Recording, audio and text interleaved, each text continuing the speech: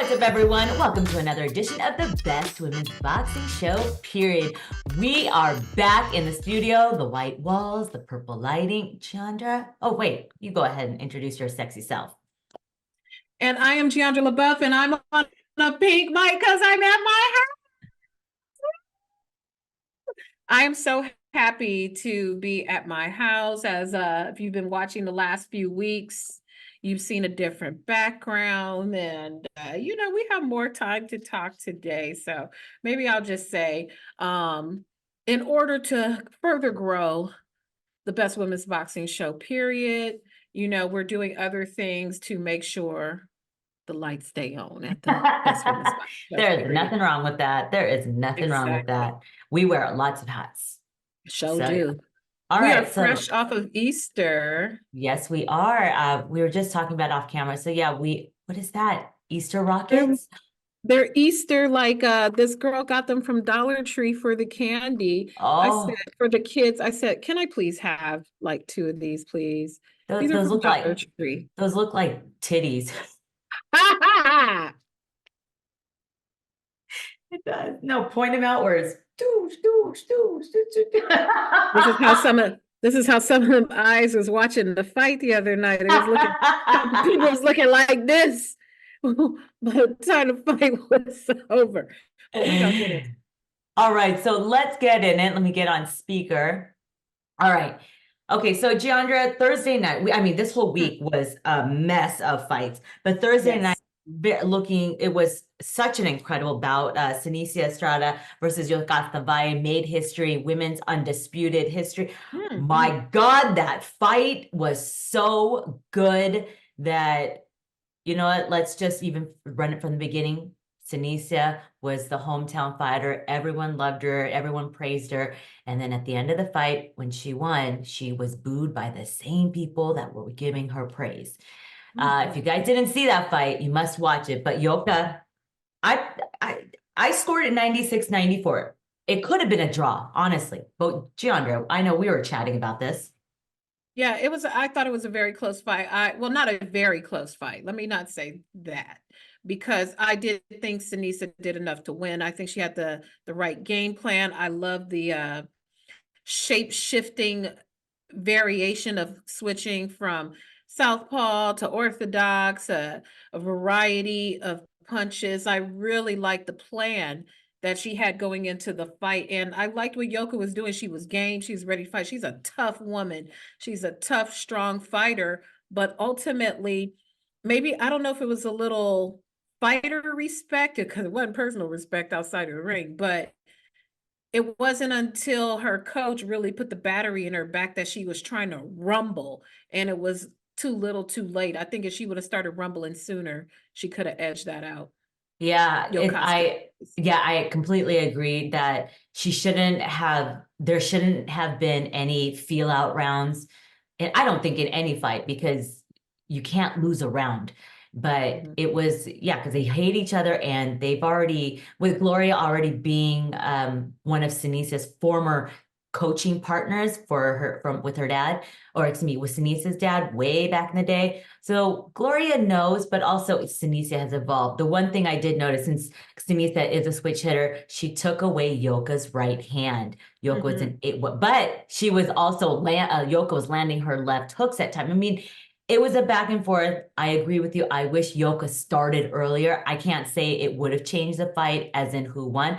I personally thought it could have been a draw if she started earlier. But like I said, it was 97-93. All judges had it. I had it 96-94. But it was, I wish there would be a rematch, but no, I think there's money on the table, because who do we want to see Cynthia fight again? I'm not interested in seeing her up and down and fighting Marlene or anybody like that again. There's other fish on the table. I say there's so much contention and bad blood. Run it back. Run it back, because make the most money. If they ran it back, Yoka would have to take a lesser cut to get Cynthia probably to fight there, even though they'll make more money there and get more visibility there, fighting in Costa Rica, where she's from.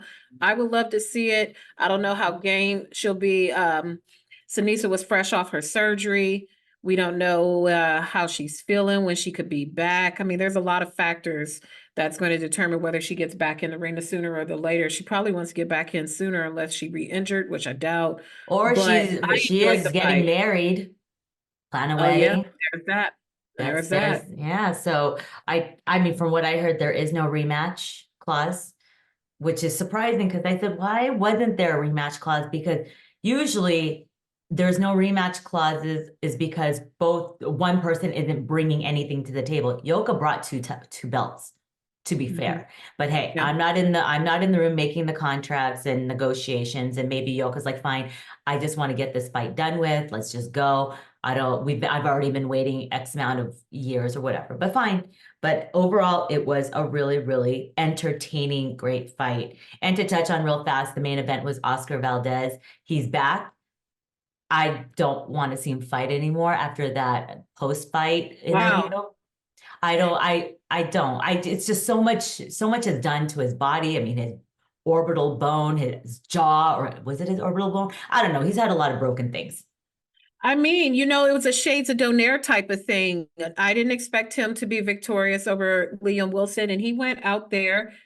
And I mean, it was very inspired. Yes, he has been the recipient of many. I don't think I've ever seen Oscar Valdez in any type of soft touch because it's just the nature of his style. And it's only maybe fighters call in and or dial in and chat with us about this, because they say the ring doesn't, you don't retire, the ring retires fighters, or however the saying goes. And if you keep eking out these wins, does the message get distorted? When does a team? I'd like to talk about that more in depth, maybe depth. We'll do that on a future show, but I don't know. I'm so torn. I'm so torn about Oscar Valdez because I really was expecting him to come up short and retire. Yeah, I mean, it was just, you could see it, you could read it when he fell to the ground, when the ref stopped it. It was like, oh my God. I mean, you feel for what he's gone through because we've seen him in the most brutal fights. And for him to come out and everyone's like, is he washed up? Is he, is he already on his way out? But I don't know. We're gonna find out. I mean, he's great. He's had such a great career overall, but I mean, the kind of fights he is in, they're always wars. Like there's no such thing as defense. It's just straight offense, just one gear with him. But yeah, so Yeah. that was the fight on Thursday. Now, Saturday was the fight of all fights. Congratulations, PBC Prime Video. Wow. That was an excellent debut. We didn't know how the fights were going to turn out because when Thurman fell out, everyone's like, oh, how is this going to work? I've always said I thought it was a much better card because no one really knew about Fundora in a sense because Thurman has been out of the ring. But let's start with Tszyu versus Fundora. Mhm. Holy bloody brawl. My Wow. God, my God. Okay, so fans, if you guys haven't seen it, I urge you to watch it, but Tszyu came in, Tszyu was doing very well in the first 2 rounds until his head met Fundora's elbow. So I saw it live. A lot of things that I didn't get to see as a viewer, got to see much more things. What did you see when that elbow connected with, was it kind of like an accidental elbow hit, or was It Fundora was just kind of, accidental what because, happened? that's always going to, now this is going to set an interesting precedent for anybody who fights against Fundora, who is significantly shorter than him, which is everybody. But there are going to be others like he, we're going to talk about it later in our discussion about future opponents and people who have shown interest.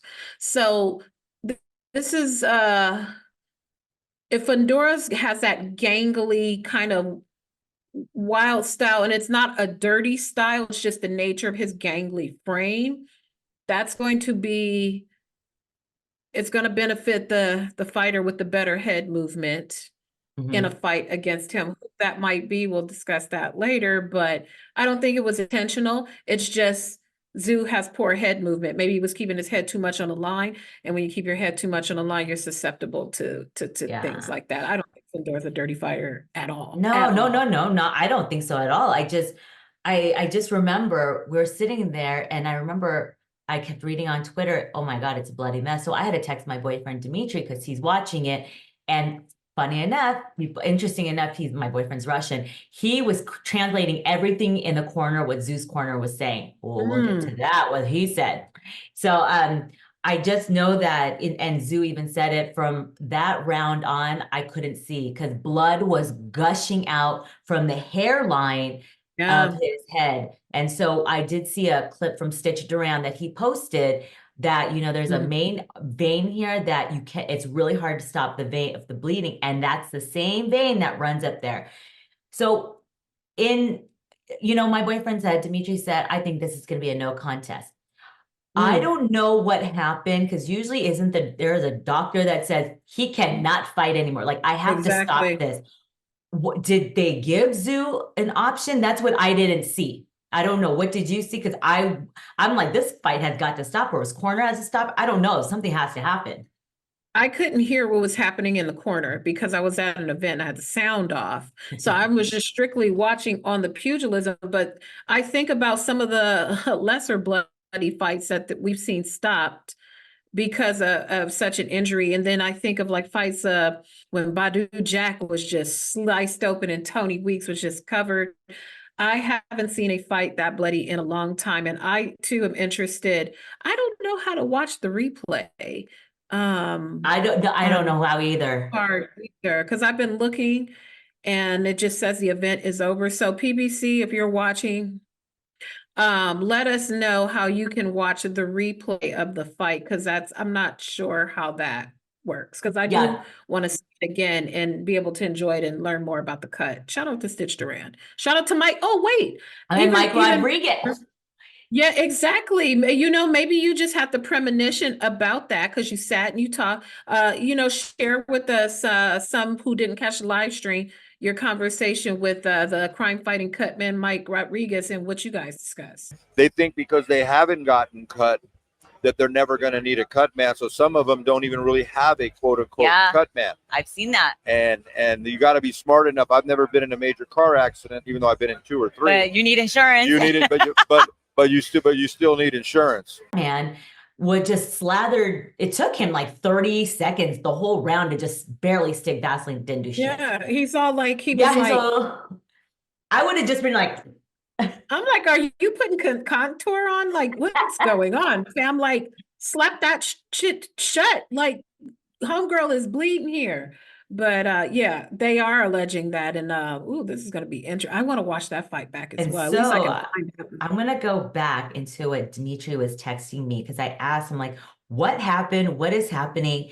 And he said with the cut during Tzsu's, I guess when they asked the corner, are they going to stop it? And Tzsu said, no, I'm going to continue. He's a warrior. I'm already here. Because honestly, if he did the no contest, he would have kept his belt. There would have been a rematch. And I wish he went that route. And now people are saying, was that the right fan base? Australia's watching. Like, you don't want to let down, because, God knows that the fight could have already been a fail when Thurman busted. They could have just scrapped his whole fight.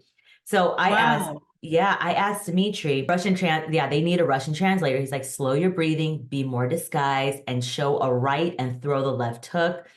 I said, well, doesn't the corner have any tools? He said they just have Vaseline. I don't even know if they had an end swell. And I guess they had some kind of a coagulant, but I don't know. I did ask Nancy from Supreme, who's also a supervisor from WBC. I said, I don't understand what they had. She goes, it's possible. And she says, I'm not saying that they had this. They could have had something that couldn't have been legal, because a lot of foreigners use things that are not legal in Vegas. So I'm not saying what they had was illegal, because obviously it didn't stop anything. But I just wish that it was a no contest. But that was one of the most bloodiest, craziest, closest fights I have seen between like a David and Goliath. It was insane. You know what? This brings up some great discussion points, though, to bring it back to what this fight even looks like. I've been seeing pictures of the blood everywhere. I saw Abner Mares had blood on him. Ryan Haffey had blood on him, who are all ringside. And was there a pressure to keep this up? Because now you have this bloody war, which is a more viral thing to discuss just because of the optics of how it looks. Because normally, like we've alluded to, when you have a fight that bloody, where was the doctor? Where was the Nevada State Athletic Commission to say, hey, I think you guys have lost like a gallon of blood. It is all over this goddamn ring. At what point do we stop the fight, no matter whether Tszyu wants to fight or not? You have to save them from themselves. Exactly. Because Badu Jack's fight, he had that big gash in his forehead. And I have that. Tony Weeks was a mess. But Nevada State Athletic Commission, some fights get stopped. I've seen a couple of BS stops in Las Vegas. I can't think of them off the top of my head, but that was a bloody, bloody mess. But shout out to those two warriors, I suppose. Yeah, maybe there was a press. You know what's so interesting? After you say that, I haven't seen anyone on Twitter, or maybe I haven't seen it, to call out the doctor and the commission, be like, where were they? Like, I don't even know if they checked. I honestly don't know, because there was so much going on at press row, and just like, it was so loud in there. But you know what, if I can't find it on PBC, I'm gonna have to find someone's YouTube that's illegally streamed it. Shame on you, but you're not making money off me. But I just need to see certain parts of that fight. So, all right. And then we're gonna, what? Send it to me too. Don't tell anybody. Don't tell anybody. Okay. That's because we don't know. All right. So then on, we will get back to who the rematch and all that, because this card was so stacked because there was so much action. Then the next one, Rolly versus Pitbull. Wow. Lot of bark, no bite. The other one bit. The dog got put down. Yeah, he really did. And sad to say that Rolly got hurt in the first round already. He had those Bambi legs. And like I said, Pitbull has one gear, and that was just to bulldoze forward. And I really thought maybe with Rolly going back to Ismael Salas, he was going to do something a little different. Maybe he thought he was going to do a little different and just underestimated Pitbull. I'm not exactly sure. But yeah, it was sad to see. Oh, it was hard man. to see. I wonder if the bright lights got to him. And I say that of course, he fought the fight with Gervonta, which is the brightest of bright lights, but he lost that fight. So I wonder if being in that atmosphere kind of affected him. Not to say that the outcome would have been any different, but when I watched that first round, when Pitbull put it on him and he was stumbling around, just even his whole body language was just so awkward in that fight. I mean, and that's not to say he's a finesse fighter or, just so crafty like that, but it just looked off and wrong. And I don't know, maybe it was just too much. His whole energy, this whole thing was just very different. Yeah, I'm not sure. I mean, I'm not gonna, I don't know. I just, it was so hard to see that. I mean, it was a great win for Isak. He deserved it. And now we have a new. So I'm curious to see who Pitbull's going to fight after. There's Matias, but he has Paro right now. I asked during the post-fight interview, Isak, this is Cynthia from Best Women's Boxing Show here. Congratulations to you and your team. Would you be willing, if you can't get Matias, would you be willing to fight Barroso, the one that Rolly won the belt against in the last fight a couple months back?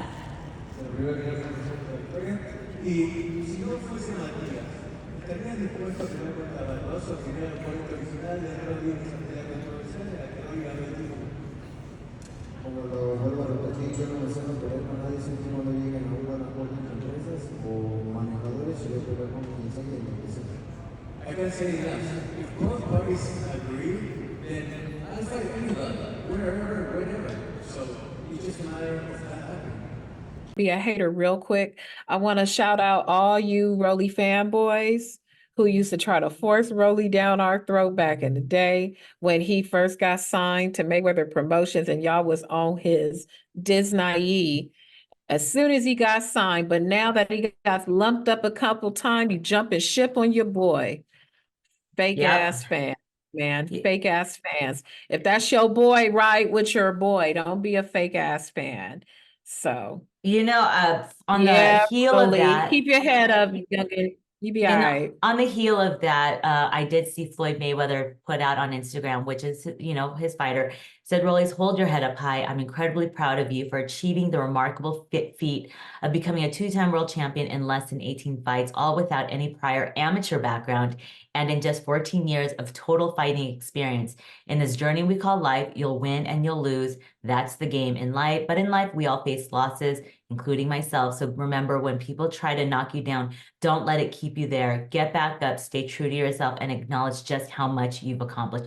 I absolutely agree with Floyd. It's a fighting game, and it's really tough when you have a loss.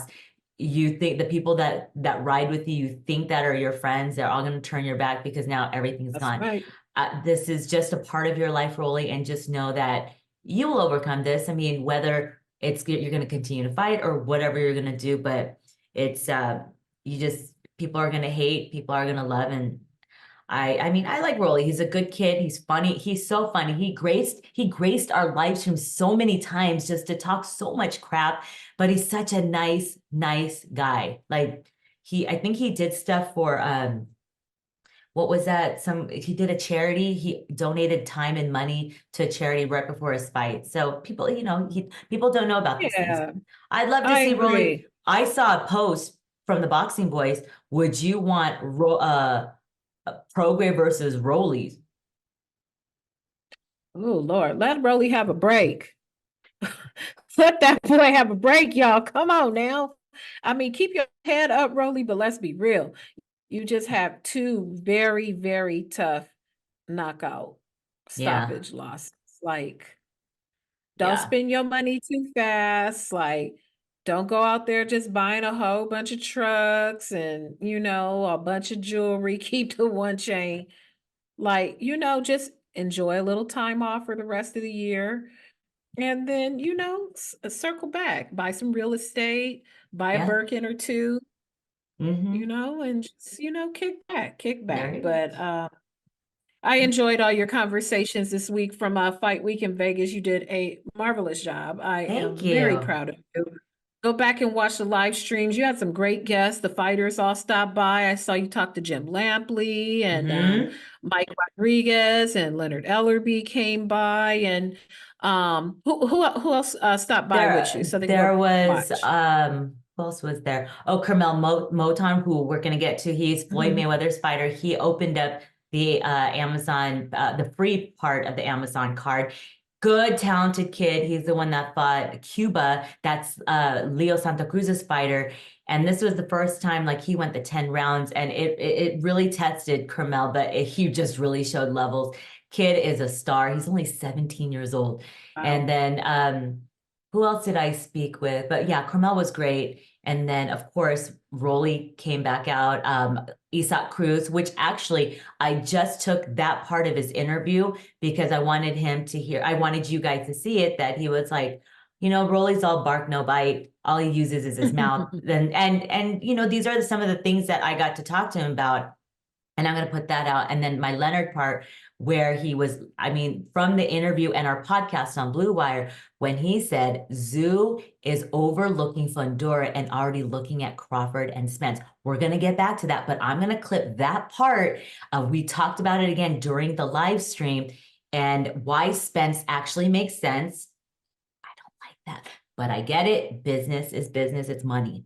And he'll explain. And of course, he knows more than me because it's not like I freaking make money as a promoter, but I'm going to clip those things out as just a separate interview. But yeah, I don't remember who else. I can't remember because I talked, but thank you to the fans who chimed in from Australia, from the UK, from Mexico. I was really happy, and they stayed on even when I had to go to the bathroom. I'm like, can you guys don't leave? And they chatted amongst themselves. And thank you for the money that you guys donated. We appreciate you. We made $16.99. Thanks to Renee Q and Life and Logic. I think that's his name. Yeah, but it was dope. Fun. Yeah. When you create something like this, like we start and it's a passion project and we start doing it because we love the sport and we love each other. And it's like, how can we make something, Yeah. And then it's just the idea that someone gave you some money because they like Yeah. what you were doing. We're always looking to elevate, but honestly, it's not lost that people shared their resources with us. We appreciate it very, very much. Cynthia, you held it down while Yeah, it it was was, there. I've been a little missing in action because back on the gotta keep banker's the hours lights on. busy. Yeah. It's all The right. banker's hours busy. You were But missed. The bartenders missed I you at our missed spot. everybody. Everyone Oh. always like, where's Jeandra? I was like, she's here It in was spirit. But it was great that you did jump on the live stream. I'm like, that's my girl. That's Jeandra. Yeah. So it was Oh, cool. that day was good. That day was good. I was like, oh yay, I can actually like see what's going on and say what's up to everybody. But Yeah. Oh, and yeah, then, so there's oh, so many wait. good topics that came out There, of this okay. week. Let's also Bohachuk versus Mendoza. Oh my, did you see Mendoza's Mhm. face? Looked like a damn chipmunk. I mean, Bohachuk. I knew the power Bohachuk brought, and that's Mendoza's one that knocked out Fundora in his last fight. Right. So Bohachuk just kind of breezed through, and that was it. He was in the trenches with Mendoza, and they were both throwing. And even in the last round, Gail Falkenthal and I from New York Fights, she's like, because we know Bohachuk very well since his pro debut. We're like, we can't cheer in the media That's section. right. We're like, And all of a sudden, I'm like, why is he fighting on the inside in the 12th round? He has this in the bag. You don't want to get knocked out, but I understand you don't want to take a round off because you never know. Don't want to leave it in the hands of the judges, but he is now the new WBC interim that's supposed to be Fundora fighting in the 154 division. But, all of these things are like very, very confusing because who's supposed to fight who? And then real fast to touch on Lara Zarafa. I never knew Lara. I thought it was me a 12-rounder. He knocked Zarafa out, I think in the third round, I believe. And then Martinez versus Cordova. Julio Cesar Martinez. All they did, one-way fighters, all they did was brawl, brawl, brawl. Cordova freaking ran. A lot of people had it tied, but it was so loud in there. I couldn't hear anything. I had to watch it outside because I was eating, and I didn't want to sit because for you guys, if you don't know media, you're not allowed to react and like cheer or do anything. So I'm like, for some of these fights, I'm gonna go sit outside and eat and freaking cheer and like curse and do whatever, just like a normal fan would with all the other fans that were drinking and eating out in the area, the lobby area. It was a great time. It was great. But yeah, so that's It was pretty very much festive. My God, the crowd looked great. All the fights this week looked really well attended. It made me feel some kinship for our sport again. right. But this Fundora thing is really, really interesting. It's really kind of set off a whole bunch of things. Shall we transition into talking about what this will now? Oh, wait, before we move on to that, let's just talk about Fundora. And again, congratulations to him. He's setting a lot of records by being the tallest light middleweight champion, super welterweight champion. He and his sister, first brother sister champions. Oh yeah. I interviewed his sister on our thing, and I'll edit that out for you guys because what she said was it mattered actually. So go ahead. Yeah, they made history. History making, when we used to think about history making and the Charlos and the first twins and et cetera, et cetera, et cetera. Shout out to women, because shout out to Gabriella. And now you got a brother-sister team that's making history. So that's really pretty awesome. Yeah. Shout out to their parents. I know, good people. Can you believe that all their so Sebastian is the tallest, he's 6'6". I go, how tall are your parents? He's like, oh, like 6'3", 6'2". Mom is shorter. Wow. I was like, what's short? Because I'm short. And she's like, I don't know, 5'7", 5'6". I'm like, that's short. And then she go, but they have like 3 other brothers. They have like a lot of brothers and sisters, and they're all tall, like tall. Wow.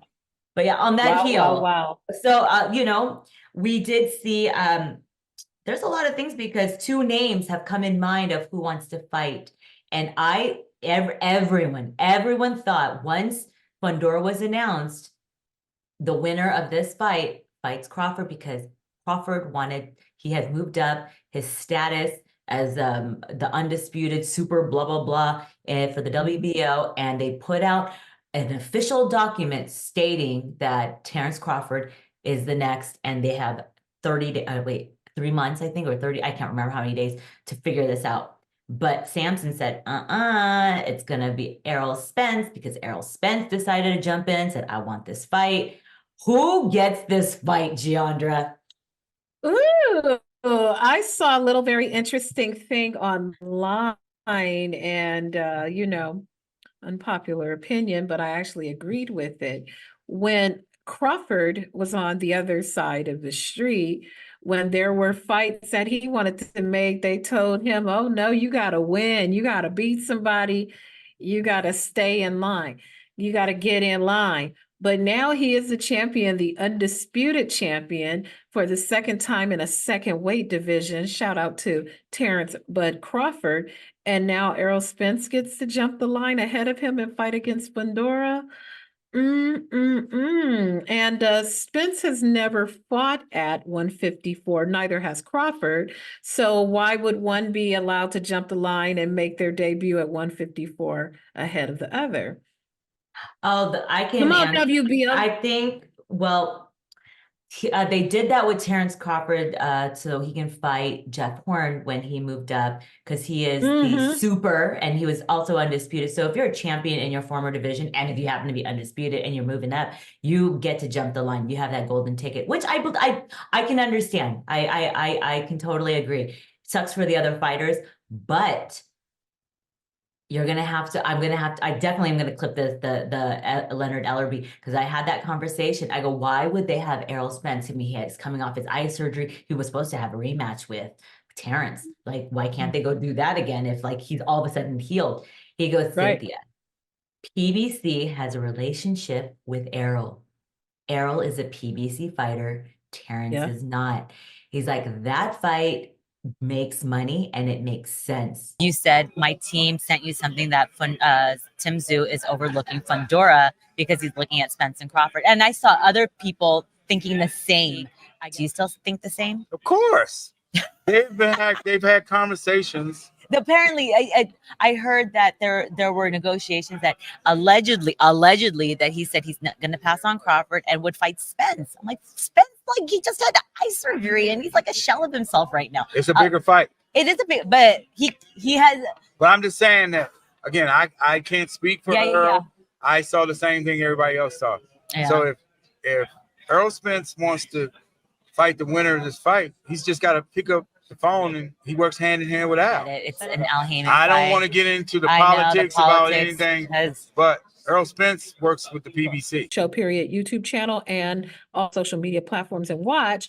Fundora said that he likes to fight with Spence, but Terrence Crawford is the #1 fighter in the world, and that's what he wants. He wants to fight Crawford. He has said that in all the interviews. In my interview, he's like, why wouldn't I want to fight him? He is the pound for pound great. Honestly, but a lot of people say the powers that be might not allow that to happen, because you have promoters, you got people that are saying you're doing this and you're doing that. And imagine like you're in that position, they're like, you have to drop this belt. Wait a minute, I just won this belt. Listen, here's the thing. If I'm Fundora and I have to choose, I'd much rather fight Crawford. And here's why. I take it back to when Canelo fought Floyd. If you're going to lose to the best person in your division so nobody can tell you shit. Exactly. And if you fight Spence, there's still a risk of losing, because Spence is still a dangerous fighter and Fundora's no Crawford. Yeah. If I'm going to lose, if the odds maker believe that I'm the underdog, let me say it like that, I would much rather fight the top of the food chain, because then if you come up short, then it's like, well, damn, look who we fought. The #1 pound for pound, 1A, 1B, depending on if you're an Inoue fan, pound for pound fighter in the world. Come on, Fundora. I'm team Fundora. I want Crawford Fundora. Same. I mean, I kind of, well, I wish that there was a rematch to Tszyu Fundora, because if you think about it, I think it warranted for one. I forgot which judge. If Tszyu won the last round, it would have been a draw. And take the blood away and the cut, how would have that fight really planned out? And I really believe that kind of a fight really warrants for a rematch. And of course, he should fight Spence. He's got a busted head. Spence got a busted eye. They should fight each other for the opportunity to fight Fundora. That's what, I put that poll. I put a poll on our channel. Who should fight who? I put Fundora versus Tszyu rematch, Fundora versus Crawford, Tszyu versus Spence. Is a Thurman or Fundora versus Spence?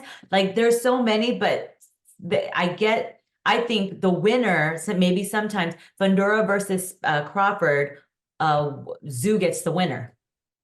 I am Googling how tall. So Terrence Crawford is 5'8". How tall is Tim Tszyu? Tim Tszyu is 5'9". So, okay. There's a lot in terms of the elbow swinging that Team Crawford could look at, and Bomac and Red and Esau and all the guys over there. There is a parity in height. I don't know why I thought Tim Tszyu was maybe like 6 feet tall, but yeah. Okay. Interesting. Still doesn't matter at that point. Anything under 6'6". I know. You get and then just, Crawford's going to have better movement than Tim Tszyu could ever hope for. And I don't think the elbow thing will be a factor for him, just because his movement, his head movement, his footwork is just stellar. But that reach, boy, if Fundora finds his reach, everybody has a chance. But there's a lot of interesting things that have come out of this weekend. I was all prepared to do another chart. There you go. So well, but I think all roads lead to Crawford, and if Crawford doesn't get a fight, if Crawford doesn't fight Fundora, then that's just boo. We won't see him fight. My opinion. I think that's boo-boo. And I got nothing but love for Errol Spence, but absolutely not. So I'm looking at the scorecards. It was 116-112 by Tim Cheatham for Tszyu, and then 116-112 for Fundora by Steve Weisfeld. And it was 115-113 by David Sutherland for Fundora. So if Tszyu won that last round, it would have been a split draw. What I found really funny was that Terrence said, "Sorry, buddy, you got to wait in line, sir." And Spence is like, I don't, champ. I don't do lines. So I know that's right. They already fighting on Twitter of who's going to get it and we saw the little proclamation by WBO to say that it's happening. Terrence Crawford, they have X amount of days to get this started. I don't know. I'm really curious. Gotta be good. It's gonna be good. You think they'll throw Thurman in the mix somehow with all this? Thurman is Mr. Glass at this point. I think he should retire. I really think he should retire. And I'm sorry, Keith, and Hannah, don't text me. But Keith is very, he's been fighting a long time. Yeah. No, this is not to undermine him. And there's a lot of young lions coming. We haven't even we still on Boots watch. You feel me? Oh my God, I forgot about him. We still on Boots watch. Danny Garcia is still talking about he wants to fight at 54, and Danny Garcia is more active than Thurman. Yeah. Oh, I have so much footage from the post-fight reaction that I haven't even gotten to, because that was a really long, cold, rainy, windy. Girl, there was 12 inches of snow here in Mount Charleston that night.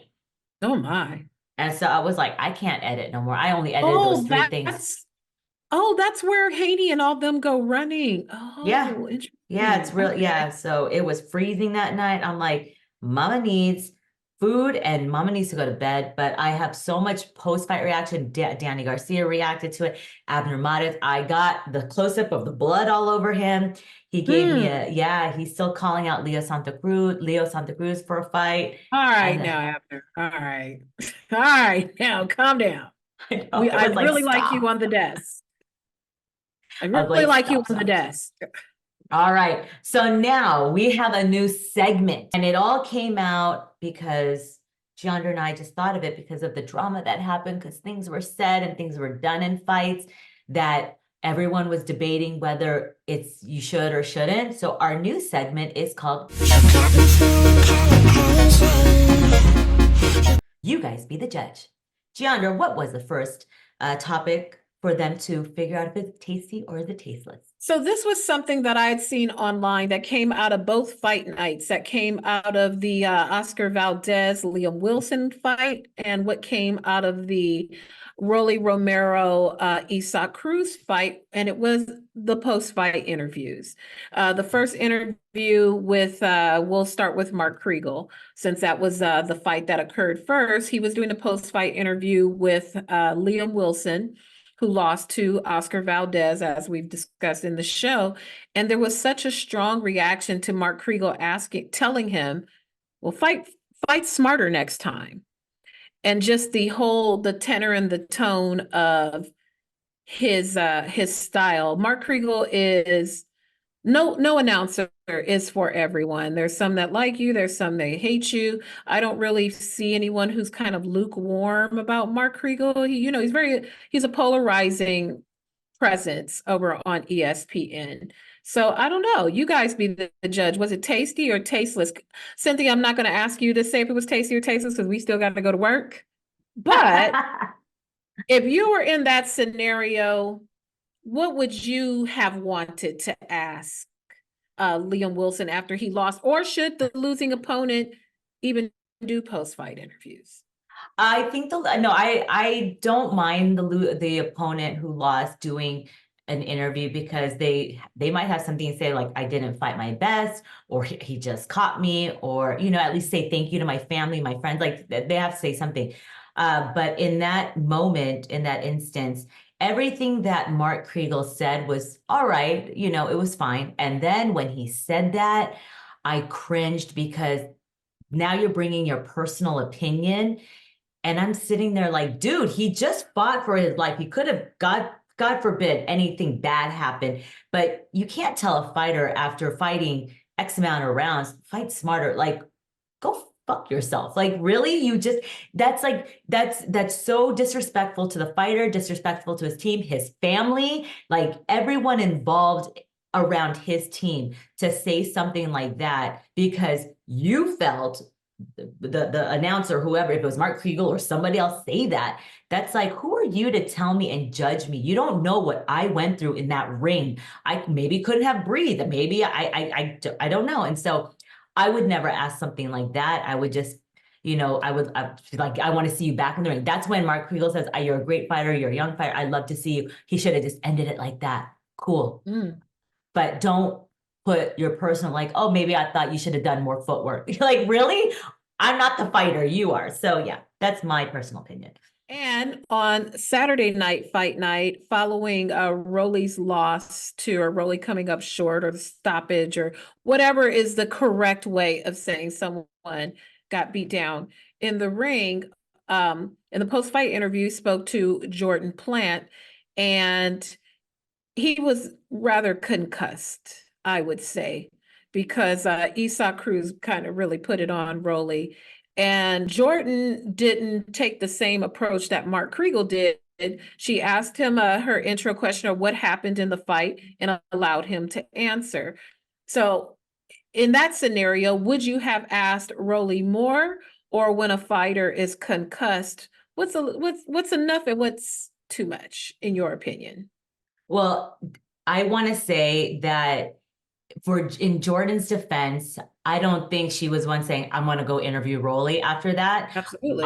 It's producers saying, but I wish they interviewed him after Isaac Cruz, or maybe just don't even interview him, maybe try to get him in the back. In that sense, I felt really bad, because you clearly could see, and even Jordan's like, it's all right, because he wasn't there. He wasn't all there, and we all knew that. The part was that people online weren't laughing at the fact he was concussed, like he couldn't speak. They were really upset. Like, why is he being interviewed first? And B, why is he even being interviewed? That's the real question.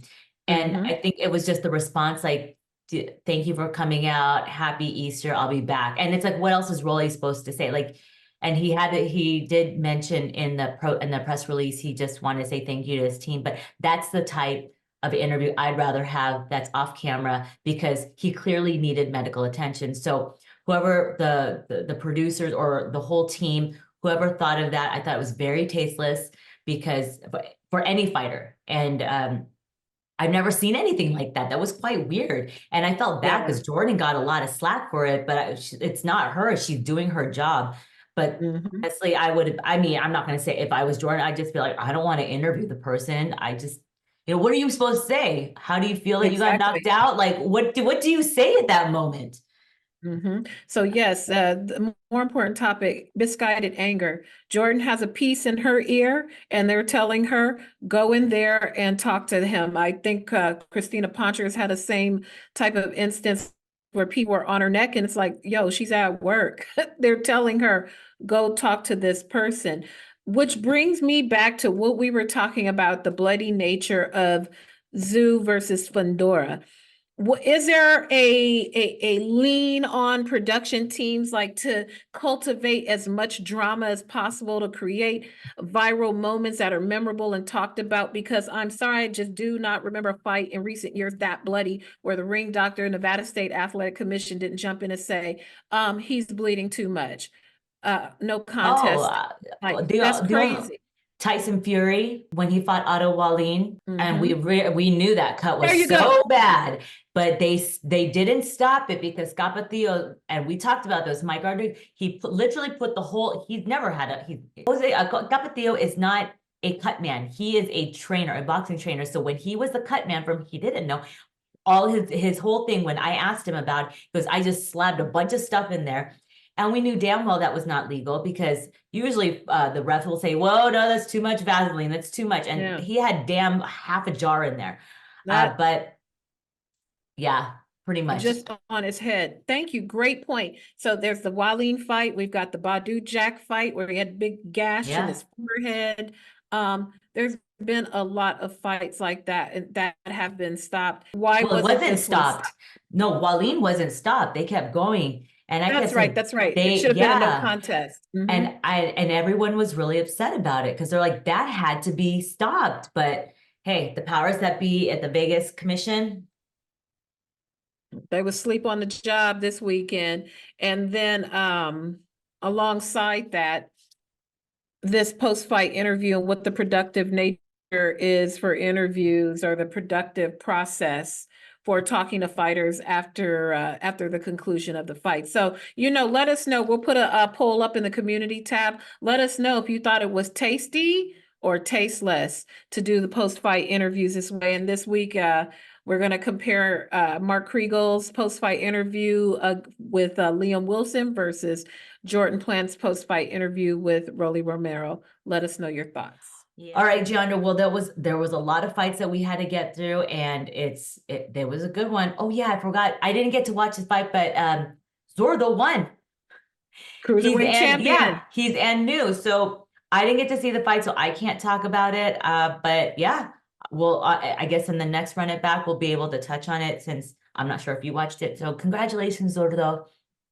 Congratulations to you. I think first Mexican cruiserweight champion. Yeah. We'll talk about it. Oh God. And then also maybe next week we'll take a deeper dive into talking about Errol Spence and Derek James and this fall apart about money. Oh, I talked to Leonard Ellerby about that too in my live. I'm cutting that whole damn interview out. He says he doesn't know, but there are some people that do know. And if it's true, our boy Najee Chill from Cigar Talk, he interviewed him, and he kind of alluded that things were happening. He goes, that tweet that came out, he didn't even know about it. It came out 2 days after his interview, and he was just like, I had no idea. So I think it's true, maybe. I'm not sure, but I haven't seen them in the gym together. And I did ask Leonard, if it was true, who would Errol Spence be good with in a trainer? He said, I'm not gonna speculate because I don't know if that news is true. We're gonna keep our eyes on that. We're gonna keep our I eyes on love that. You should bring that to fight week next. The next fight week you work, just be like, who do we see? Who do we see Okay, who's here? out there? Who do we need? Who do we need to be watching on the Yeah. who's on the Oh, come the up? next one's Canelo Munguia. You're not gonna be able to work it? No. 'Cause I'm Oh, still- bummer. All the right. people, but hopefully they'll do some fight week stuff here and maybe I can get some fight week stuff going. So we shall see. We Oh, shall see. good. Well, on that note, Jeandra, I'm so glad that we are back in the studio with our beautiful white and purple walls. Yes, Love and it. holiday. You guys, thanks for tuning in. Make sure you guys check out all of our stuff, all of the content on our YouTube channel, all of our social platforms, and also our podcast through the Blue Wire Network. Good stuff. Leonard Ellerby's stuff from podcast and from the live stream. I touched on literally every topic that is now being talked about. I just know I'm freaking Nostradamus. I'm Syntradamus. Synstradamus. We All gotta right, put I know. a hat on you.